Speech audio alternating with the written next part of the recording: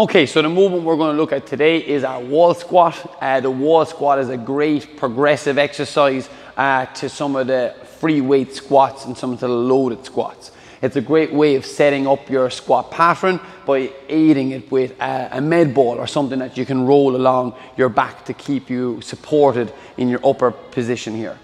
Like all squats, what we're going to be looking for here is full foot planted on the ground, knees tracking out over the toes, and keeping a nice kind of a high position with our upper body. Okay, so quick look at what we would do here is we would get the med ball and we would start off within the natural arch of our back.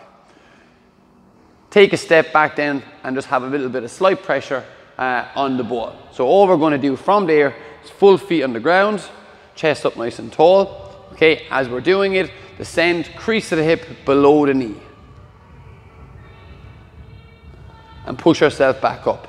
Try and keep the head forward, knees tracking out over the toes, and we can push against the ball to extend ourselves back up to the top of that. Okay, I said a couple of main things in that. Make sure the feet stay solid on the ground, our knees don't come in or out, but they're tracking over. Okay, the next piece we can look from there then is progressing that on to a squat, to a bench or aiding a position here like a box squat. Okay, very simply bringing that into play here. Again, what I would recommend here is stepping back, the back of your legs touching the bench, looking forward. We're going to use this to aid ourselves. It's a safety point so we don't have that fear of falling over. Using the hands again as I sit back into the bench. Practice on sitting back, knees tracking over the toes, chest up by using the hands, and push up again. You can use it off the corner of the bench, looking forward, come down, and stand up.